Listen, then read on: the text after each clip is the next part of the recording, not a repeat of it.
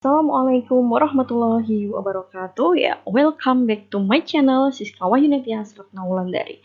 Halo, apa kabar Bapak Ibu guru di seluruh Indonesia tentunya. Nah, di sini saya ingin spill ya soal yang kemarin gitu hari Minggu yang keluar apa saja sih. Nah, ini adalah soal FR yang kemarin teman-teman sudah ujian di hari Minggu. Nah, mungkin ini bisa untuk persiapan juga teman-teman yang akan ujian nanti di tanggal 16 Desember begitu ya. Nah, memang dari beberapa soal itu sudah keluar juga di soal-soal sebelumnya. Nah, semoga nanti apa yang saya sampaikan jelas begitu ya teman-teman. Dan di sini sebelumnya untuk Bapak Ibu guru yang belum subscribe untuk klik terlebih dahulu subscribe-nya dan juga aktifkan loncengnya agar selalu mendapatkan notif dari saya ketika share terkait dengan FR yang lainnya gitu, karena memang sebenarnya banyak yang masih harus saya bahas. Nah, semoga sih ada waktu ya untuk bisa share semuanya gitu. Nah, ini untuk teman-teman juga yang sudah subscribe, saya ucapkan terima kasih. Semoga segala urusan dari teman-teman semuanya, Bapak Ibu guru, dimudahkan dan dilancarkan. Nah, oke, kita langsung lanjut ke pembahasan soal berikutnya ya.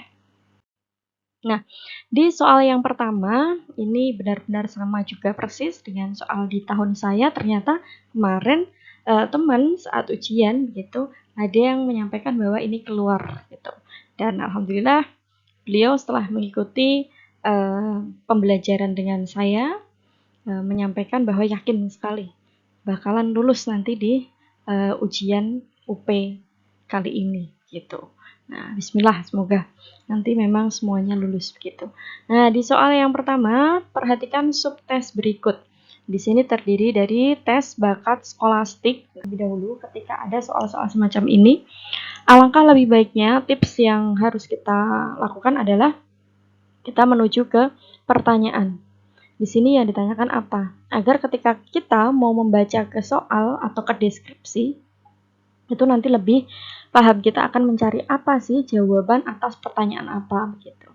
Nah, guru BK diminta untuk menentukan siswa yang akan masuk sekolah dalam kelompok peminatan. Nah, ini ya, jelas peminatannya adalah IPS, ilmu pengetahuan sosial. Alat tes yang ditujukan untuk ini tadi, IPS tadi apa gitu kan. Jelas ini adalah merupakan kata kuncinya. Keywordnya adalah IPS. Nah, di sini terdiri dari yang pertama tes bakat skolastik. Apa sih tes bakat skolastik? Skolastik itu merupakan alat ukur untuk mengukur kemampuan siswa dalam materi pelajaran akademis seperti membaca, menulis, dan juga pemahaman konsep-konsep sekolah relevan untuk menilai kemampuan akademis dasar. Nah, kemudian tes ini berarti masih bisa ya, masih relevan nih. Di sini kan juga ada angka 1 semuanya. Nah, ini sehingga masih skolastik. Kemudian tes berbasis tes berpikir verbal. Nah, kalau verbal ini menilai kemampuan siswa dalam berbahasa dan pemahaman kata-kata. Bahasa dan kata-kata juga jelas. Ini bukan miliknya anak sains begitu, sehingga ini masuk dua. Nah, kalau saya sih tipsnya gitu ya, oh ketika ini ada 3 berarti ini jelas tidak gitu kan. Nah, 3 ini apa? Numerik jelas. Kalau numerik ya berarti berisikan tentang kemampuan untuk apa ya, mengukur bagaimana dari sisi siswa kita itu berpikir kritisnya semacam itu, atau masalah-masalah yang berkaitan dengan matematis atau matematika. Sehingga ini tidak, karena ini IPS. Kemudian ada tes berpikir abstrak. Kalau abstrak itu menilai kemampuan siswa dalam memahami konsep-konsep abstrak atau yang non-verbal meskipun tidak langsung terkait dengan ilmu pengetahuan sosial. Tes ini dapat menilai kemampuan bagaimana pemikiran lebih tinggi yang dapat bermanfaat dalam konteks akademik gitu. Nah, kalau di 4 ini sebenarnya masih bisa, masih masuk gitu ya. Tapi di sini kan di opsi tidak ada. Oke, kita lewati berarti. Kemudian tes relasi ruang. Kalau relasi ruang ini lebih ke menilai kemampuan siswa dalam memahami hubungan spasial antara objek dan bentuk geometris relevan karena ilmu pengetahuan sosial sering melibatkan pemahaman peta dan ini representasi visual. Nah, ini relasi ruang ini masuk juga gitu. Kemudian ini ada 5. Ternyata sebenarnya kalau kita sudah paham di sini, langsung saja jawabannya yang B, tapi tidak ada salahnya kita juga membahas yang di sini. Tes kecepatan atau ketepatan klerikal. Itu apa sih gitu kan? Kalau di sini untuk mengukur kemampuan siswa dalam melakukan tugas yang bersifat administratif atau klerikal dengan cepat dan tepat. Jadi tidak langsung terkait dengan ilmu pengetahuan sosial, namun dapat mencerminkan kemampuan bekerja kantor yang mungkin dibutuhkan dalam studi lanjutan. Kemudian ada tes ini berpikir mekanik. Kalau mekanik berarti pemahaman siswa terhadap prinsip-prinsip dasar mekanika atau konsep-konsep teknik meskipun tidak secara langsung terkait dengan ilmu pengetahuan sosial, namun ini lebih mengarah ke kemampuan yang berpikir secara analitis, sehingga jawaban yang tepat memang di 1, 2, dan 5 gitu. Oke, jelas ya. Kita lanjut. Nah, di soal kedua, seorang siswa kelas 11 SMA, sebut saja Andi, menyimpan, nah di sini ada rasa kecewa, jengkel, marah, dendam pada temannya yang bernama Randi ya, sewaktu masih kelas 10. Sehingga Andi bersumpah tidak akan memaafkan Randi karena kesalahan yang telah diperbuatnya. Kalau dilihat dari deskripsi tersebut, maka pendekatan konseling yang relevan apa? Yang ditanyakan adalah pendekatan konseling. Melihat dari sebuah kisahnya di sini, ini tadi kejadiannya sudah kelas 10. Saat ini dia sudah kelas 11. Berarti ini merupakan kategori masa lalu. Nah, selain kata kuncinya adalah masa lalu, kita sebenarnya sudah melihat dari awal di sini. Menyimpan. Nah, berarti ada masalah yang dia simpan berkaitan dengan kekecewaan, jengkel, dan juga marah, dendam. Berarti jelas itu merupakan terapi yang bisa kita lakukan adalah dengan menggunakan pendekatan konseling dari Gestalt. Jelas, karena itu tadi kata kuncinya. Lalu bagaimana dengan realita gitu kan? Nah, kalau terapi realita itu lebih ke fokusnya ke tanggung jawab. Nah, tanggung jawab pribadi, pilihan, dan tindakan. Dan pendekatan ini mengajarkan individu untuk membuat pilihan yang lebih sehat dan bertanggung jawab dalam kehidupan mereka. Nah, terapi realita berpusat pada pemahaman bahwa individu memiliki kebebasan untuk membuat sebuah pilihan dan tanggung jawab atas tindakan mereka. Nah, di sini terapis membantu klien untuk fokus pada kebutuhan dasar dan membuat pilihan yang mendukung kehidupan yang lebih membuatnya dia ya puas gitu ya. Nah, terapi realitas semacam itu. Jadi kalau mungkin di beberapa kasus yang saya jelaskan di video sebelumnya bisa dicek, di sana ada contoh soalnya bagaimana terapi realitas gitu. Tapi secara makna atau definisi secara singkatnya kita untuk melatih atau mengajarkan dia bisa bertanggung jawab gitu. Nah, kemudian untuk yang kognitif, kalau kognitif perilaku ini juga bisa disebut dengan CBT. Nah, ini lebih ke pendekatan yang fokusnya itu nanti hubungan antara apa? Pemikiran, perasaan, dan perilaku. Jadi di sini kita sebagai seorang konselor itu bekerja sama dengan klien untuk mengidentifikasi pola pikir yang tidak sehat dan distorsi kognitif dan membantu mengubahnya tadi. Akhirnya di cognitive behavior ini melibatkan pembelajaran dari keterampilan coping yang lebih sehat dan menggantikan pola pikir yang negatif dengan yang lebih positif. Terapi ini juga efektif untuk berbagai kondisi, termasuk gangguan apa? Kecemasan, depresi, trauma, itu bisa. Nah, bagaimana dengan rasional emotif? Nah, kalau terapi rasional emotif ini kan dikembangkan oleh Albert Ellis ya. Jadi di sini menekankan pentingnya bagaimana mengidentifikasi dan mengubah pikiran irasional. Jadi ada irrational belief atau ini ya istilahnya pikiran-pikiran yang tidak sesuai. Kemudian ada rational belief.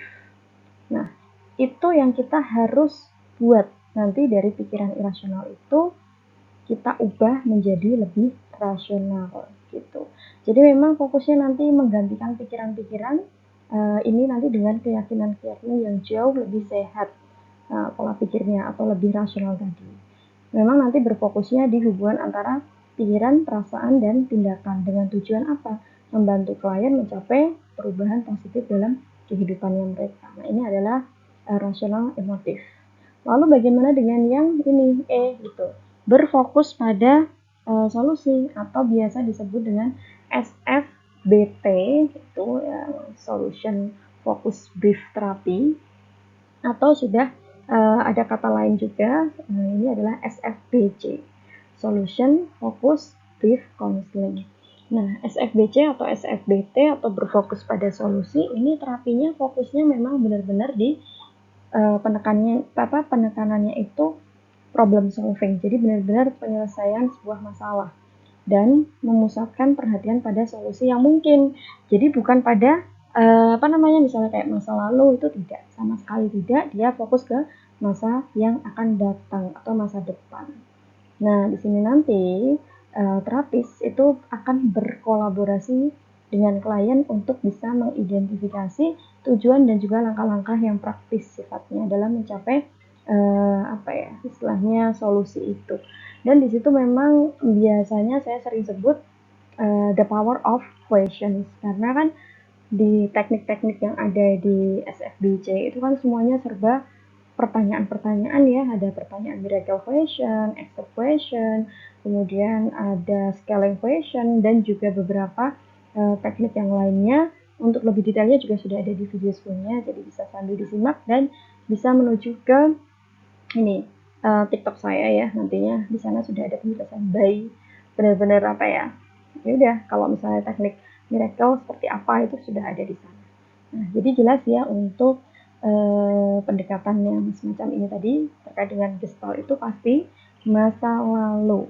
Nah, ada juga mungkin kalau ada kata kunci unfinished business, ini udah sering sekali saya sebutkan di beberapa video sebelumnya. Bahkan di TikTok sudah saya jelaskan apa sih unfinished business. Adalah masalah yang nggak kunjung selesai nih, nggak selesai-selesai, nggak ada ujungnya. Nah, akhirnya nanti dibantu dengan teknik apa? Ya, teknik yang familiar, apalagi kalau bukan ini ya, empty chair atau teknik kursi kosong. Itu juga sudah ada di terapinya Gestalt atau pendekatannya Gestalt. Nah, oke, gitu ya. Nah, kita lanjut. Nah, di soal yang ketiga, di sini seorang siswa mendatangi guru BK dan minta diberi layanan konseling individu. Selama proses konseling, arah komunikasi yang terjadi adalah mengidentifikasi perilaku siswa, kejadian yang mendahului perilaku, dan konsekuensi dari perilaku siswa. Nah, berdasarkan pada proses konseling tersebut, maka guru BK cenderung menggunakan pendekatan. Nah, ini yang ditanyakan adalah sebuah pendekatan lagi. Nah, kita cari apa kata kunci yang ada di ini ya, soal ini tadi. Seorang siswa mendatangi guru BK, minta diberi layanan. Dia berarti bukan dipanggil ya, datang secara kesadaran. Selama proses konseling, arah komunikasi yang terjadi apa? Lebih ke ini, identifikasi. Nah, ini kata kuncinya adalah perilaku. Hal-hal yang berkaitan dengan perilaku. Nah, ada kejadian yang mendahului lagi. Mendahului apa? Perilaku. Dan juga konsekuensi dari perilaku lagi. Ini adalah kata kunci dari identifikasi, kejadian, dan juga konsekuensi. Ini merupakan perilaku, sehingga kalau ada kata perilaku, kita pasti akan berkaitan dengan behaviorisme. Nah, kenapa behaviorisme? Kemudian apa gitu ya, yang psikodinamika, humanisme, postmodernisme, itu bagaimana pendekatan yang seperti apa? Nah, di sini akan saya berikan beberapa penjelasan diantaranya untuk yang psikodinamika. Psikodinamika ini merujuk pada kerangka kerja teoritis yang menekankan apa? Peran proses mental yang tak sadar dalam membentuk perilaku dan juga pengalaman individu. Teori ini yang dikembangkan oleh Sigmund Freud. Dia menekankan konsep-konsep seperti konflik internal, struktur kepribadiannya itu terdiri dari id, ego, dan superego. Dan juga ada mekanisme pertahanan diri. Nah, dan untuk psikodinamika biasanya kalau misalnya kita kaitkan ke sebuah teori, itu ada yang namanya psikoanalisis. Karena juga psikoanalisis kan ada id, ego, superego gitu. Nah, lalu kalau behaviorisme tadi itu pendekatan psikologis yang menekankan observasi berdasarkan perilaku yang diamati dan diukur sebagai sebuah respon terhadap stimulus lingkungan tadi. Jadi teori ini percaya bahwa perilaku yang dipelajari melalui stimulus eksternal dan juga respon yang dihasilkan tanpa perlu memahami proses mental secara internalnya. Lalu untuk yang humanis bagaimana? Nah, untuk yang humanisme ini adalah pendekatan psikologis yang menekankan pada pengembangan potensi manusia, pertumbuhan pribadi, dan pencapaian puncak pengalaman manusia. Teori ini berfokus pada konsep-konsep seperti yaitu nanti aktualisasi diri, kebebasan, tanggung jawab individu terhadap dirinya sendiri. Nah, itu ya. Kemudian ada postmodernisme. Kalau postmodernisme dalam psikologi itu tidak membentuk suatu aliran teoritis yang kohesif, tetapi mencakup sejumlah pendekatan dan ideologi yang menolak pandangan-pandangan metanaratif. Jadi secara umum untuk yang postmodernisme ini menekankan keberagaman, kompleksitas, dan juga konstruksi sosial dari pengetahuan dan realitas. Nah, untuk ini tadi definisi-definisi atau pengertian itu tadi memberikan gambaran secara umum setiap pendekatan psikologis yang tentunya memiliki variasi dan perkembangan yang lebih secara detail lagi. Nah, di sini mungkin kita bingung. Ada yang apa ya istilahnya itu pendekatan dan teori. Merujuk pada kalau di pendekatan ini biasanya di apa namanya khususnya di psikologi atau mungkin bimbingan konseling, pendekatan itu ada pendekatan tadi yang di sini ya, masuknya kategori psikodinamik, behaviorisme, humanis, dan juga postmodernisme gitu. Nah, kalau untuk yang ini tadi jelas soal semacam ini kita masukkannya ke perilaku-perilaku atau behaviorisme gitu. Oke, jelas ya. Nah, kita lanjut. Nah, di soal yang di sini ini berkaitan dengan ini mohon maaf mungkin agak kurang jelas ya. Nah, kurang jelas apa namanya tulisannya karena memang ini screenshotan dari soal gitu. Ini soalnya keluar juga di tahun saya sampai beberapa kali yang kemarin saya dampingi, bahkan sama persis. Nah, asesmen peminatan yang dilakukan oleh lembaga tes profesional menunjukkan orientasi bakat dan potensi siswa suatu SMP yang justru kontradiktif dengan prestasi akademik di kelas sebelumnya. Sehingga orang tua dan siswa kebingungan untuk menentukan pilihan jurusan di jenjang selanjutnya. Atas dasar fakta tersebut, rekomendasi yang tepat kepada lembaga tes profesional tersebut yaitu apakah akan memutuskan kerjasama karena hasil lembaga tes tidak profesional dan tidak memenuhi kaidah, tentu saja tidak bisa ya. Tidak bisa kita mengatakan oh ini tidak profesional hanya karena mungkin hasil tidak sesuai gitu. Karena faktanya kan untuk tes-tes semacam ini, tes psikologi, tes minat bakat, itu kan memang pasti akan ada istilahnya tidak ada yang ini ya 100% valid gitu kan tidak. Hanya sebuah alat tes. Dan pastinya memang sangat wajar sekali ketika hasil terkadang mungkin antara yang dia inginkan atau target tujuannya kok tidak sesuai dengan hasil. Itu masih sangat memungkinkan. Nah, kemudian yang B, meminta orang tua dan siswa tetap menggunakan prestasi hasil belajar sebagai alat prediksi kemampuan yang utama. Apakah dengan kita gitu ya orang tua dan siswa tadi kita minta untuk silakan menggunakan prestasi hasil belajarnya saja untuk alat prediksi kemampuan yang utama. Nah, itu juga tidak bisa. Berarti kita juga seolah apa ya mengesampingkan dari hasil tes ini tadi gitu. Kemudian tetap mempertahankan kerjasama karena hasil tes merupakan alat prediksi utama. Nah, ini kebalikannya dengan yang B. Di sini menganggap alat prediksi utama ini yang paling istilahnya cocok gitu ya dibandingkan dengan yang hasil belajar di sini saya sampaikan ini adalah hasil capaian raport gitu. Kemudian meminta kepada lembaga tes profesional untuk menyesuaikan hasil tes agar relatif setara. Nah, ini diminta untuk membuat semacam apa ya, berarti mengubah ya yang harusnya justru tidak asli, tidak sesuai, sehingga sangat tidak mungkin. Kemudian di sini menyelenggarakan konferensi peminatan bersama untuk menentukan pembobotan dari hasil tes psikologis dan juga prestasi akademiknya. Kalau di sini masih sangat memungkinkan karena masih akan ada semacam ini lebih baik bagaimana ketika melihat atau istilahnya lebih ke analisis ya, menganalisis kalau dari hasil bobot tes psikologi dan dari prestasi akademik itu nanti ketika akan dikaitkan dengan ini tadi menentukan pilihan jurusan di jenjang selanjutnya itu harus bagaimana gitu. Nah, oke, kita lanjut ke soal berikutnya. Nah, soal berikutnya berkaitan dengan WDEP tekniknya. Gitu ya. Bagaimana bentuk respon empati? Nah, ini yang ditanyakan adalah bentuknya. Respon empati yang sesuai dengan teknik WDEP. WDEP itu apa sih gitu ya? Nah, WDEP merupakan W-nya ini adalah wants. Apa ya?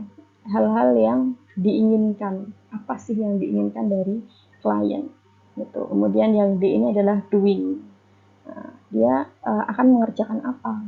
Kemudian yang E ini adalah evaluation. Jadi mengevaluasi. Kemudian yang P ini adalah planning. Akan membuat sebuah perencanaan. Nah, kemudian ini ada kalimat seperti ini.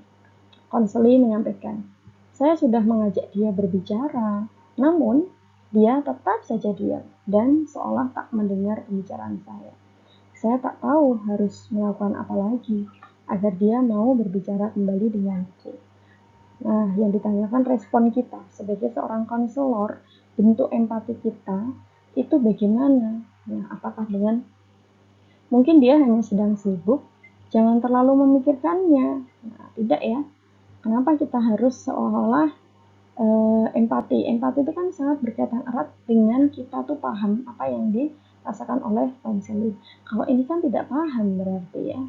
Istilahnya konselor tidak mendapatkan feel apa yang disampaikan oleh konselor ketika menyampaikan dengan kalimat ini.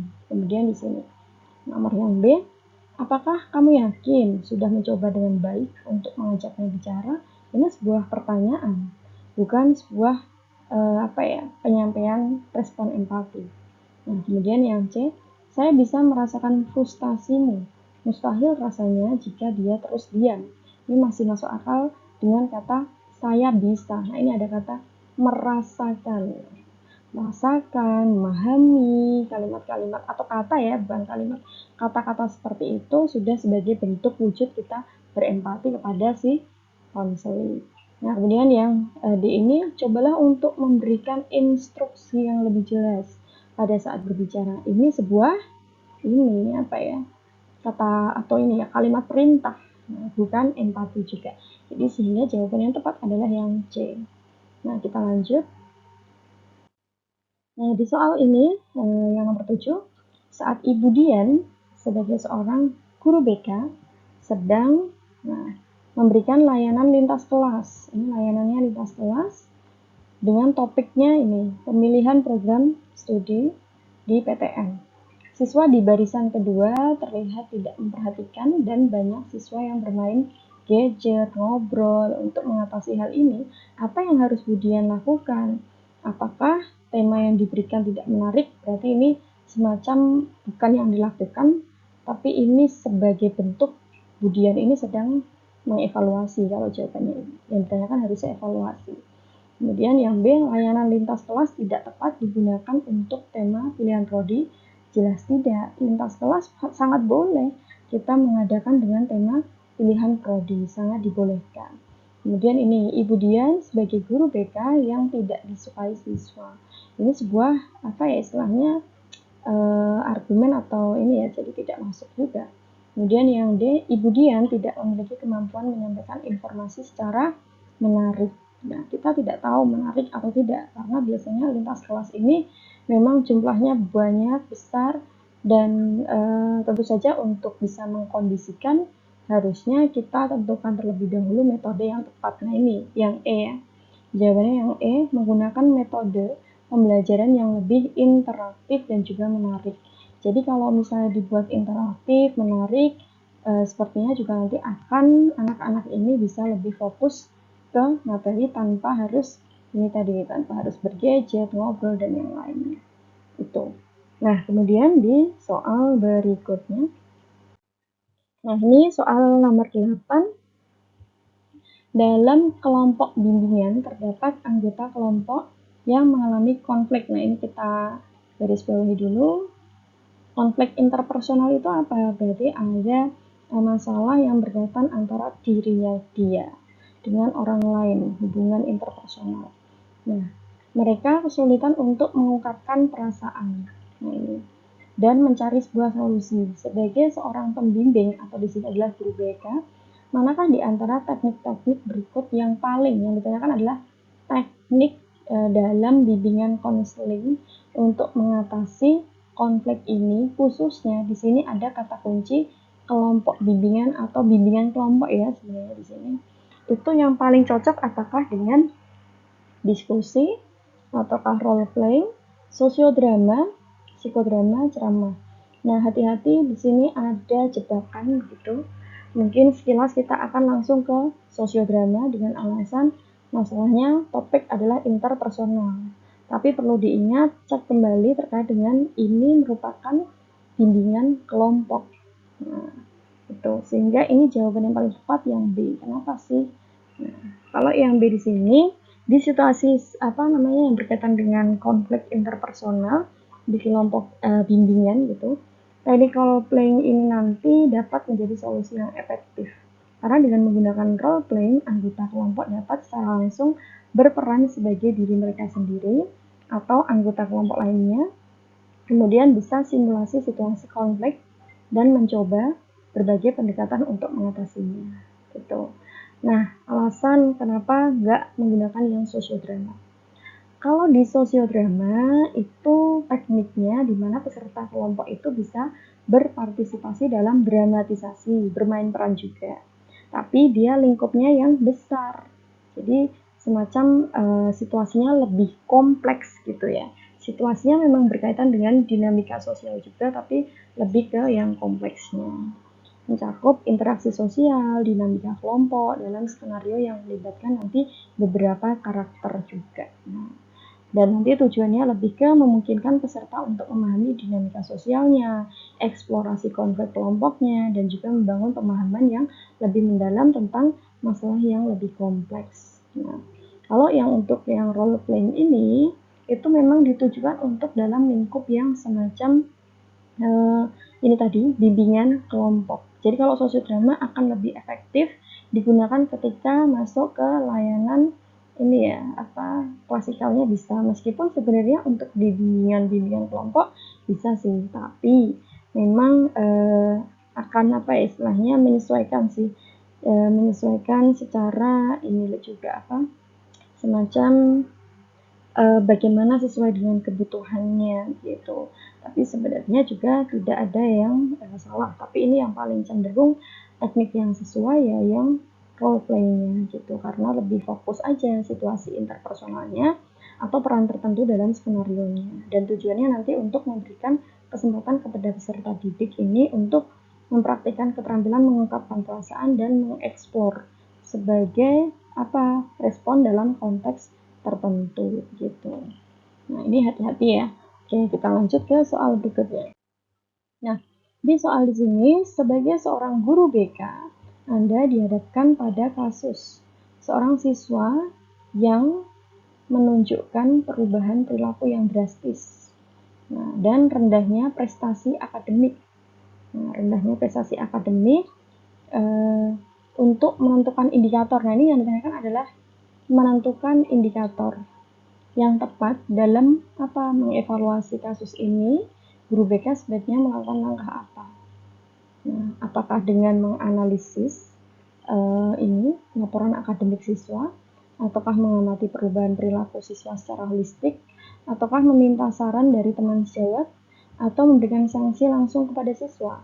Nah, hanya gara-gara kasusnya ini adalah menunjukkan perubahan perilaku yang sangat drastis, rendahnya prestasi akademik.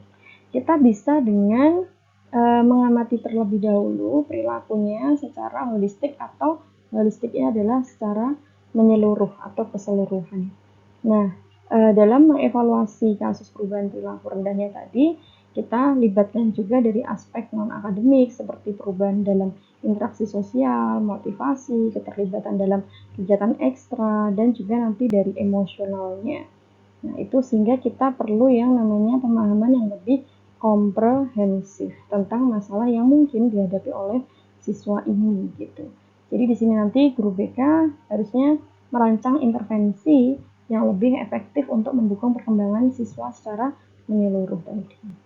Gitu. Oke, kita lanjut ke soal berikutnya.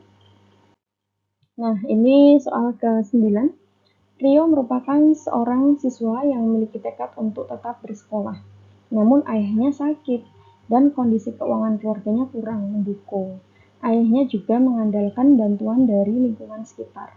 Nah, dalam situasi ini Rio diharapkan tidak berhenti sekolah dan bekerja agar dapat membantu keluarganya. Apa yang sebaiknya dilakukan oleh seorang guru BK dalam membantu Rio mengatasi kebingungan? Jadi ini kita langsung diminta untuk membantu Rio dalam mengatasi kebingungan di kondisi semacam ini. Apakah kita akan melakukan sesi konseling untuk mengetahui lebih dalam gitu permasalahannya yang dihadapi oleh Rio, termasuk dampak secara emosionalnya, akademisnya yang mungkin muncul akibat situasi keluarganya, ataukah kita akan mengajukan pertemuan dengan kepala sekolah gitu ya untuk membahas kemungkinan pemberian keringanan biaya, karena ini tadi berkaitan dengan masalah pembiayaan dan juga bantuan keuangan untuk keluarganya Rio agar bisa tetap melanjutkan pendidikannya, mempertimbangkan kondisi kesehatan ayahnya juga yang sedang sakit dan keterbatasan ekonomi, atau memberikan saran kepada dia untuk berhenti kalau di sini sekolah, sementara fokus dulu dengan pekerjaan untuk membantu keluarganya, serta mencari bantuan ke lembaga-lembaga sosial, ataukah yang D, menyarankan Rio untuk mencari pekerjaan paruh waktu dan tidak mengganggu kesehatan kinerja akademisnya sambil tetap berkomunikasi dengan pihak sekolah untuk mencari solusi terbaik. Nah, ini jawabannya yang mana teman-teman? Nah, Bapak Ibu guru silahkan boleh dijawab argumennya, pendapatnya. Di sini memang sengaja ada soal jebakan yang sepertinya dua-duanya kok saya pengen jawab yang itu gitu ya. Tapi kembali lagi ke prioritas. Jadi pertimbangkan dalam memilih jawaban ini ke prioritas dari sisi tadi, kalau kata kuncinya saya sebutkan ya, untuk keywordnya itu ada pertimbangan dari sisi ekonomi, pertimbangan dari sisi ini pendidikan, dan juga pertimbangan dari bagaimana dampak emosional dan juga akademis. Itu silahkan untuk dijawab di kolom komentar, sampaikan juga berkaitan dengan alasan dan yang lainnya, boleh nanti akan saya jawab di beberapa komentar ini ya Bapak Ibu begitu. Oke, ini adalah soal yang terakhir. Jadi itu tadi soal-soal yang keluar yang kemarin gitu. Nah, itu tadi Bapak Ibu adalah soal-soal yang FR, jadi sudah saya tanyakan ke teman-teman yang sudah ujian di hari Minggu kemarin ini. Itu soal yang keluar. Gitu. Hanya beberapa ya, baru beberapa soal yang keluar yang saya sampaikan. Sebenarnya masih banyak lagi. Dan kalau menurut saya, saran saya, daripada kita menghafal sebuah soal, misalnya berharap itu soalnya sama keluar persis, menurut saya pribadi lebih baik kita belajar soal itu untuk mengetahui atau memperluas wawasan kita terhadap materi-materi tersebut gitu. Nah, jadi kalau biasanya saya mengisi di kelas melalui Google Meet yang mengikuti kelas saya tidak hanya membahas soal itu A, B, C, D, jawabannya A, B, C, D, begitu tidak, tapi ada alasan. Seperti yang saya sampaikan tadi. Misal, ini kenapa ya tidak behavior? Kemudian ini kenapa tidak yang reality terapi, psikoanalisis. Nah, itu nanti saya jelaskan. Agar apa tujuannya? Justru dari penjelasan secara detail berdasarkan opsi A, B, C, kenapa tidak, itu yang membuat teman-teman lebih bisa paham dan penalaran. Karena memang sifatnya soal-soal yang di UP biasanya akan literasinya panjang, kemudian butuh analisis untuk mengetahui apa yang ditanyakan, dan sampai pada kita harus tahu ini sebenarnya maknanya apa. Dan tadi mungkin kalau saya seringnya pakai kata kunci, keywordnya ini apa, karena di opsi ABC-an biasanya akan ada jebakan seolah-olah ada dua jawaban yang sebenarnya itu tetap satu jawaban saja. Nah, jadi kalau kita belajar sesuai dengan kisi-kisi, itu pasti. Kalau kita materinya, kita pelajari kisi-kisinya pasti keluar. Jadi bukan menghafal ini soalnya seperti ini, besok jawabannya ini, bukan. Jadi biasanya di bimbel atau belajar bersama dengan saya itu lebih ke persiapan untuk mengupas materi-materi dari pendekatan. Sekian pendekatan itu saya jabarkan dari beberapa teknik-teknik yang ada di khususnya pendekatan, kemudian ada juga RPL dan juga yang lainnya gitu. Sehingga kalau harus saya bahas semuanya dalam waktu dekat untuk persiapan hari ini ya, hari tanggal 16 itu juga mepet sekali gitu. Silakan teman-teman bisa belajar juga dari beberapa YouTube yang sudah soal-soal yang saya jelaskan di sebelumnya, dan juga bisa menuju ke ini TikTok saya yang di sini ya. Di sini sudah jelas sekali, sudah sangat detail saya berikan penjelasannya per topik gitu. Kalau misalnya sedang bahas gestal ya sudah pengertian gestal terlebih dahulu gitu.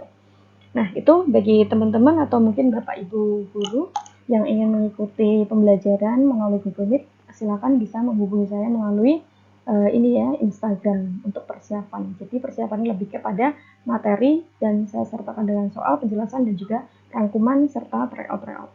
Itu sekian, terima kasih ya untuk Bapak Ibu yang sudah menyimak penjelasan saya. Saya doakan semoga sukses semuanya, lulus semuanya. Dan juga untuk Bapak Ibu yang belum subscribe, saya ingatkan lagi untuk silakan klik tombol subscribe-nya agar tidak ketinggalan informasi-informasi yang berkaitan dengan bimbingan konseling ataupun untuk soal-soal UP, PBG dan yang lainnya gitu ya. Oke, thank you very much for your nice attention and don't forget for like, comment, subscribe, and share. Sekian. Wassalamualaikum warahmatullahi wabarakatuh.